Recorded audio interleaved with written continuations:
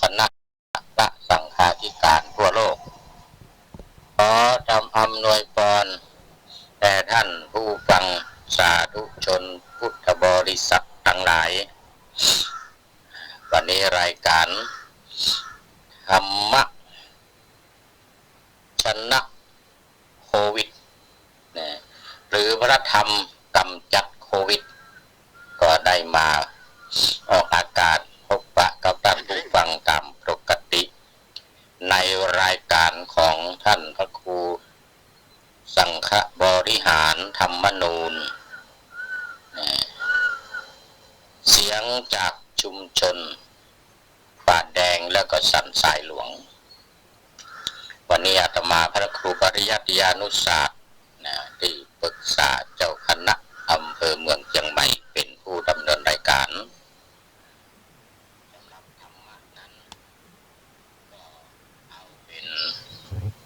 ธรรมะในช่วงของไวรัสโคโรนาหรือโคโรนาไวรัสเชื้อโรคหากินตับนะ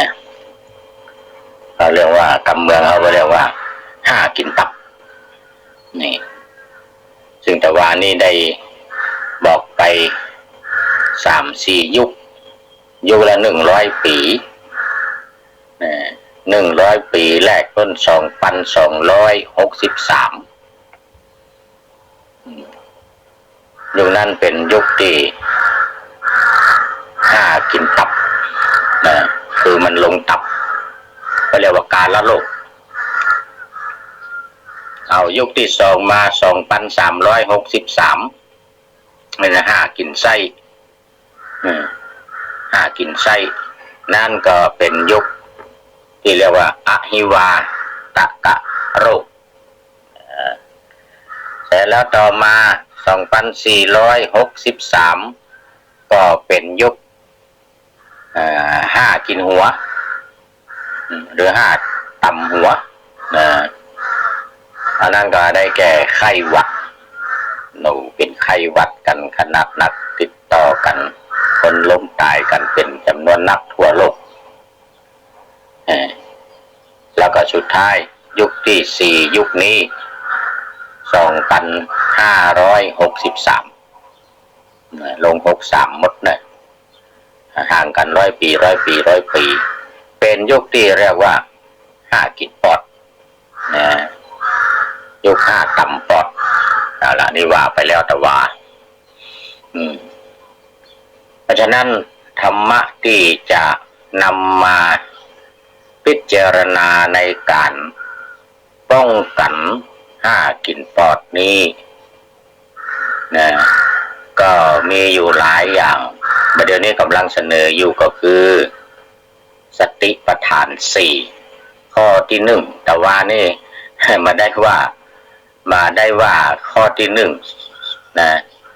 ก็เลยคนเข้าใจผิดคิดว่าสติปัฏฐาน4มี6ว่าข้อที่5เอาว่าอย่างว่าข้อที่5แต่เดี๋ยววันนี้จะว่าข้อที่6กำลังสติปัฏฐาน4ยังมี6มันอยู่ในกายานุปัสสนากายเยกายานุปัสสนาการพิจารณาในกายในร่างกายของเรานี้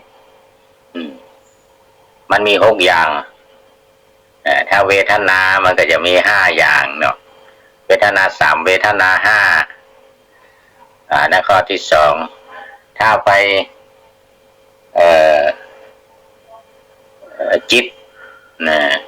จิตนั่นก็จะมีระบบของจิตอยู่16อย่าง8กู้เดี๋ยวถ้าถึงเวลาเราจะค่อยว่านำมาว่ากันส่วนธรรมะธรรมะนั่นก็เป็นอารมณ์เป็นธรรมารมณ์มีอยู่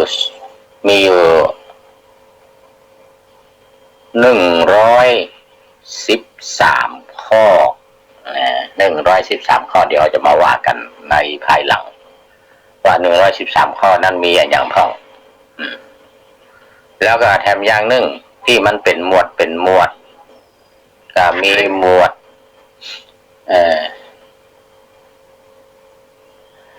หมวดนิวรณ์ห้านี่แล้วก็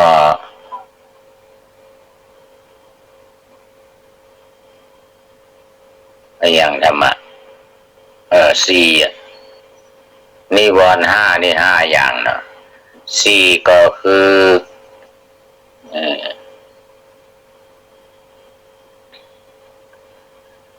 สังวรนะหรือเป็นเรียกว่าความเพียรสี่อย่างหรือประธานก็คือความเพียรประธานสี่อิทธิบาทสี่ประธานสี่อิทธิบาทสี่ขันธ์ห้าหมวดห้ามันมีขันธ์ห้าเนี่ยขันธ์ห้านิวรณ์ห้าเหล่านี้นะแล้วก็มรรคแปดรู้สึกว่าจะมีโพธิปัจจยธรรม37แต่ว่ามรรคแปดมันก็อยู่ในโพธิปัจจยธรรม37นะหมวดธรรมานุปัสสนาที่เป็นหมวดธรรมที่เกิดขึ้นเองแล้วก็เป็นหมวดธรรมที่จะต้องพิจารณาขึ้นมาต้องพิจารณาขึ้นมาอันนี้ก็เป็นแถมสายหนึ่งอันนี้ว่าธรรมานุปัสสนาเราก็จะค่อยว่ากันในวันต่อไปวันนี้จะได้มาต่อข้อที่6ของกายานุปัสสนาอันนี้มันเกี่ยวข้องโดยตรงกับการป้องกันโควิดนะป้องกันเชื้อโรคโคโรนาโดยเฉพาะคือทางด้านร่างกายก็เดียวทางด้านจิตใจทางด้านความรู้สึกเวทนาทางด้านจิต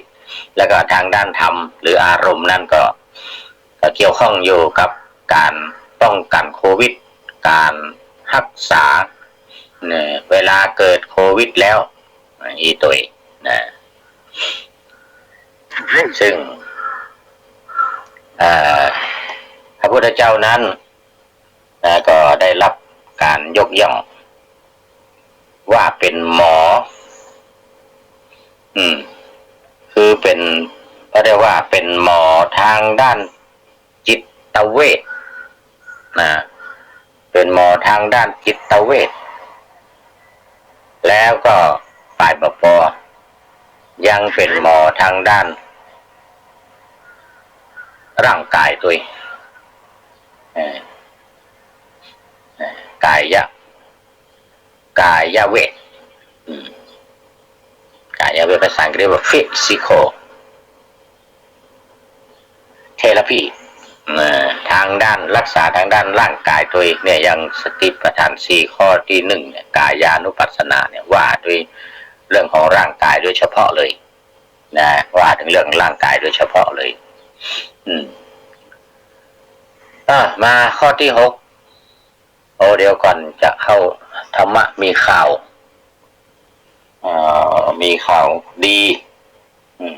มีข่าวดีในประเทศไทยข่าวดีในประเทศไทยข่าวให้ในต่างประเทศ ตะวาที่ผ่านมานี่เอาข่าวดีเอาข่าวให้ก่อนก็ได้เอาข่าวให้ก่อนเนี่ยทั่วโลกเนี่ยทั่วโลกตะวันนี้สหรัฐอเมริกาอันดับ1ติดเชื้อโรคเข้าไปแล้ว370,000ทวนนะ370,000 กว่าละอันดับ1ของโลกอันดับ2มาสเปนอันดับ3อิตาลีนี่เอา1 2 3นี่ไว้ก่อนส่วนต่อไปก็เป็นพวกอิหร่าน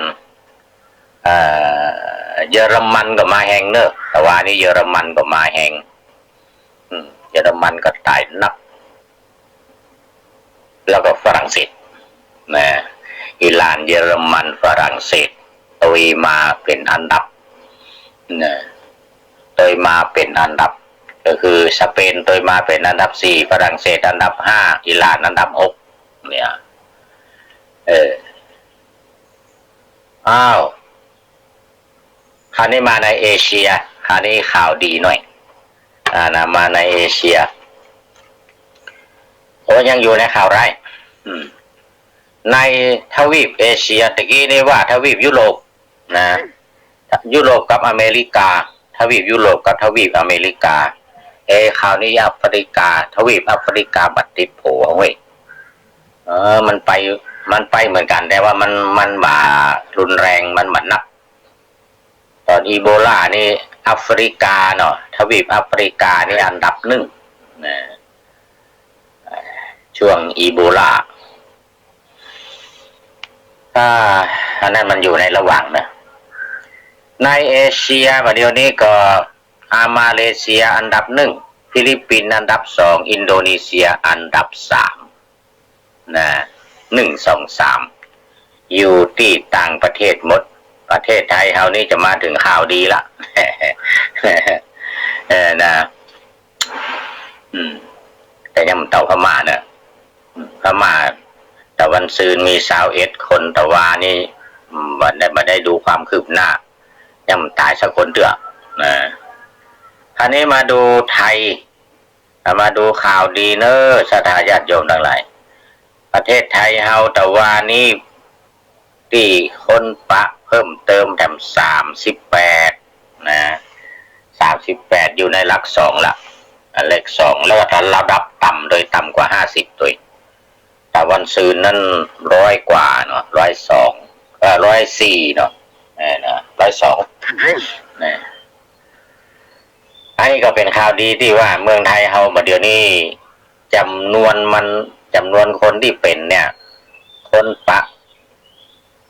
สอบสวนสืบสวนตัวหาหมู่ที่ซ่อนทั้งหลายแล้วนะได้มาเพิ่มแถม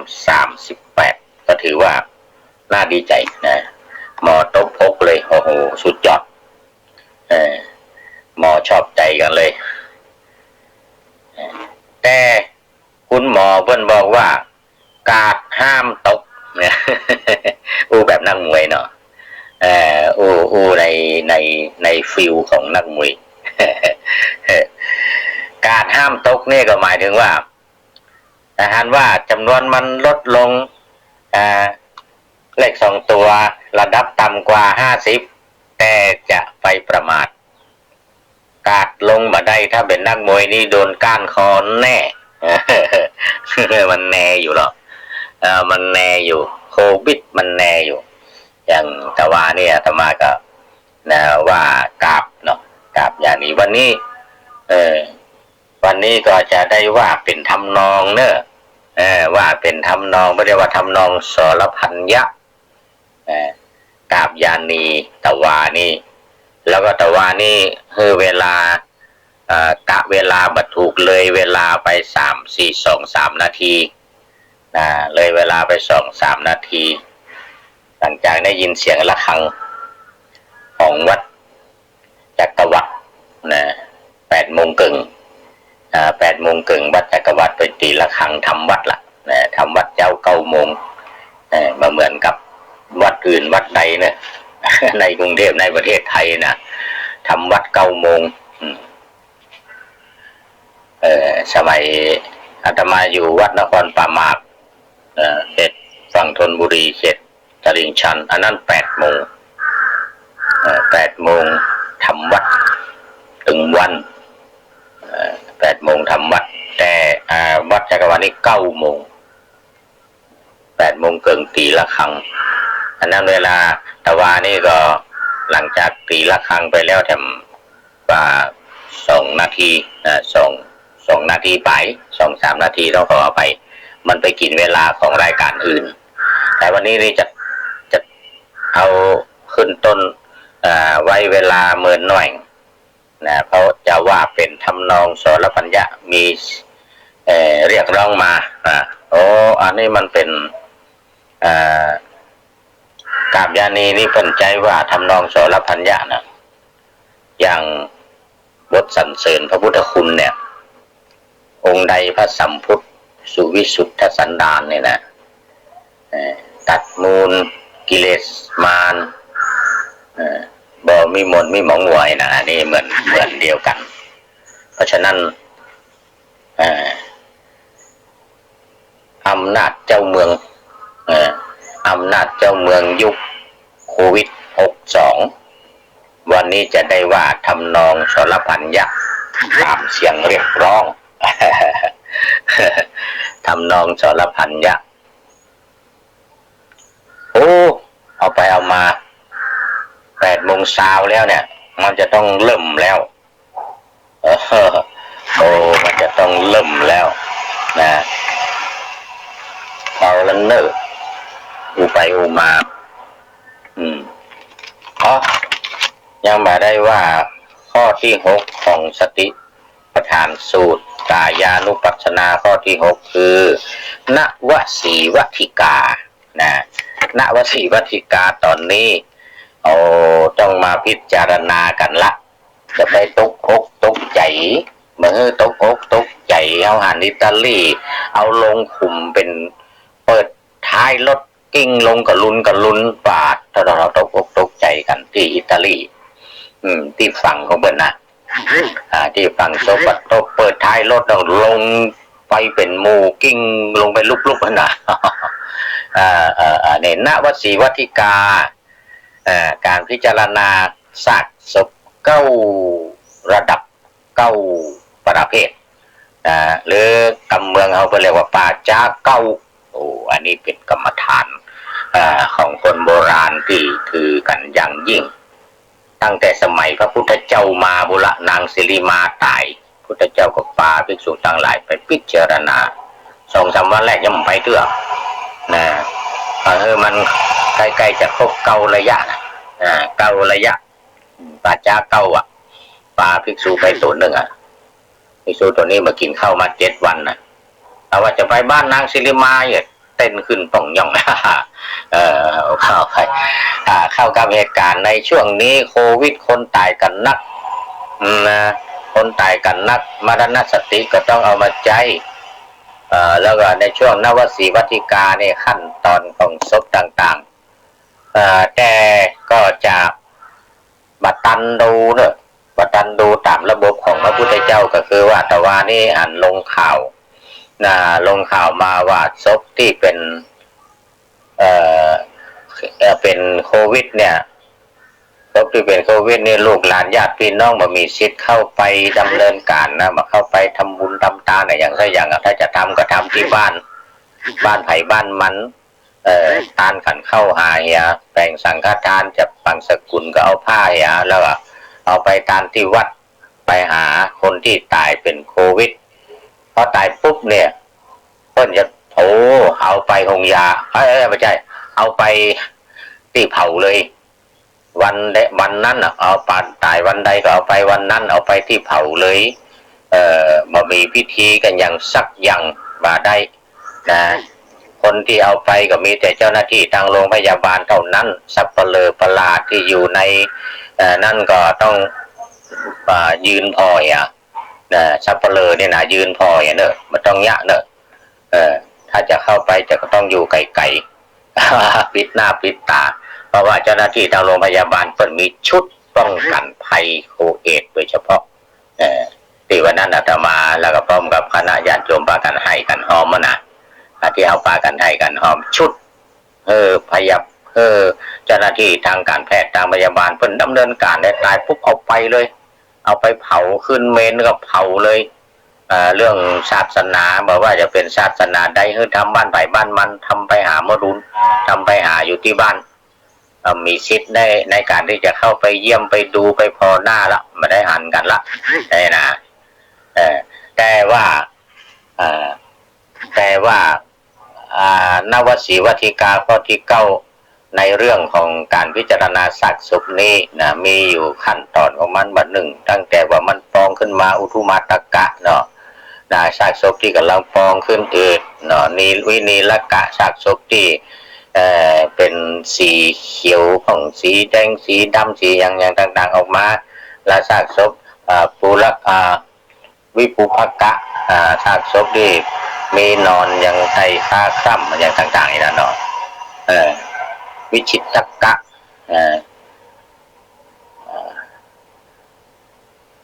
ต่างๆเนี่ยที่ถูกตัดเป็นท่อนเป็นท่อน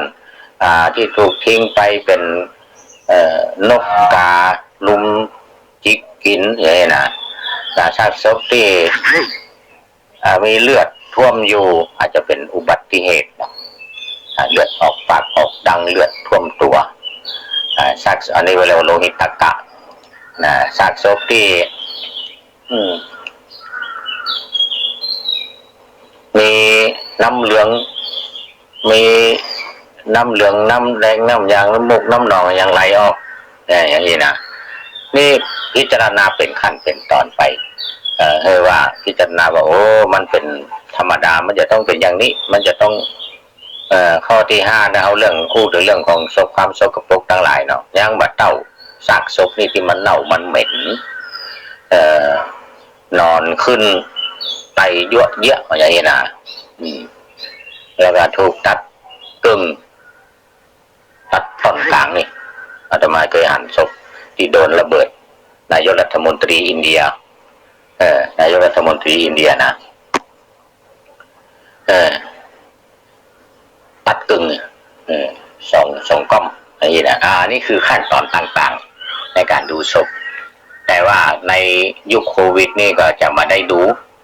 แต่เขายังมีศพอื่นตายที่ตายในช่วงนี้ส่วนใหญ่เขาจะไปเหมาเป็นโควิดไม่ใช่มันบางทีตายด้วยโรคอื่นตายปกติตายธรรมดาอันนี้ก็ยังเอาไปให้ปัจจ้าได้กันอยู่แต่เปิดห้ามแล้วว่าดูเจ้าไปตนเดียวจักบางสกุลเนี่ยที่บ้านตะวันนี่ลงข่าวนะ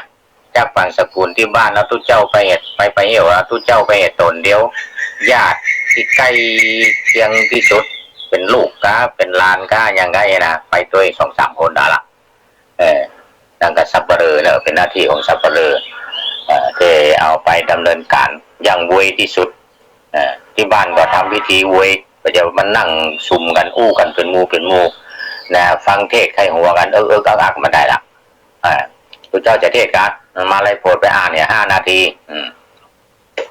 เดี๋ยวเลยจะบรรยายจะเทศอย่างนี้ก็อย่ามาเกิน10 นาทีนะแต่แล้วก็เอาละสวดเนี่ยจบแยกย้ายกันไปเวลานั่งก็มันจะนั่งใกล้กันนั่งใกล้กันต้องทำให้เวที่สุดให้เร็วที่สุด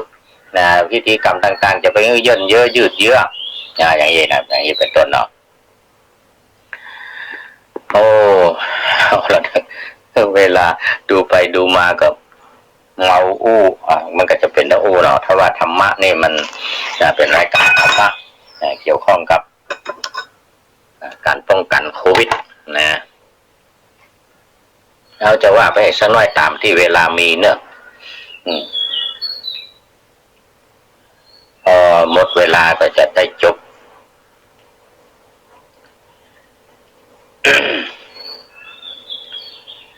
เรียนเจ้าเมือง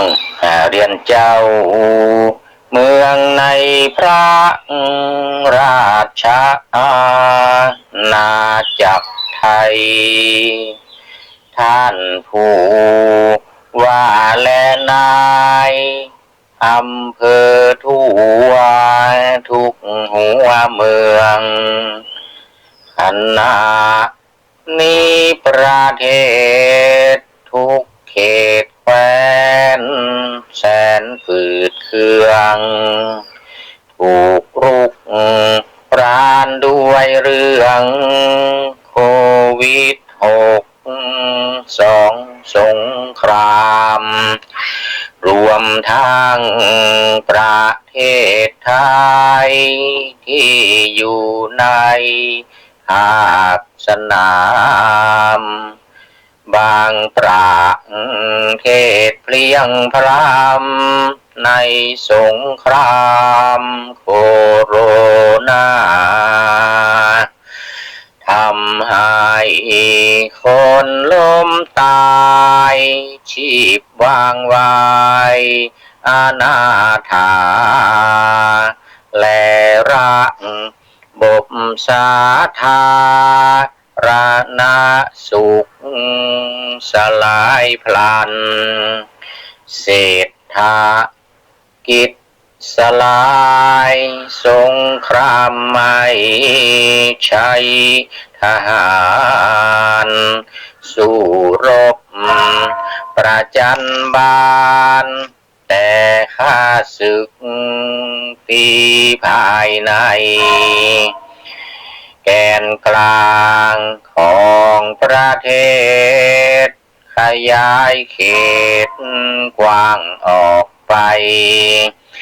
แถมมันอยู่ภายในกายอยู่ในกายมองไม่เห็นเป็นตัวตนมันคอยค่อยฆ่าปวงมหาประชาชนของเราทีละคนทีละคนให้พ้นไปหากเราไม่ต่อสู้มัวแต่อยู่ตั้งรับไว้ก็คง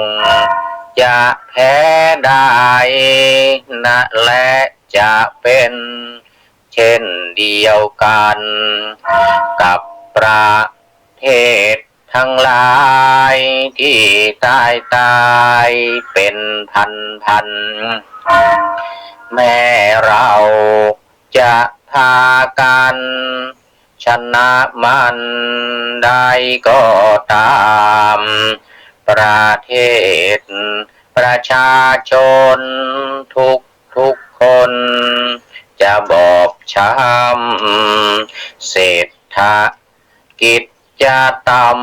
ำสาธารณสุขจะไม่มีจนจะล่มสลายมาลายไปในทุกทีเราพองจึงต้องมีการรุกคืบสู้รบมันในอดีตเมื่อยามศึกสงครามเกิดขึ้นนั้นเจ้าเมืองต้องแข่งขันร่วมมือกันเพื่อต่อตีรักษาเมืองของตัวอีกทั้งทั่วประเทศนี้การสาธารณสุขมีความแข็งแรงแกร่งกว่าใครมีโรงพยาบาลและสถานอนามัยทุกอำเภอไปทุกตำบลก็มีโรงพยาบาลยาบ้านส่งเสริมเพิ่มเติมสุขภาพโยงมีหมอเป็นขยงอาจจันลงอนามัยมีเจ้าหน้าที่สาธารณสุขมากมายมีพอสหลายอสมก็มากมีเอาละเอาไว้เท่านี้ก่อนเนาะขอเจริญพร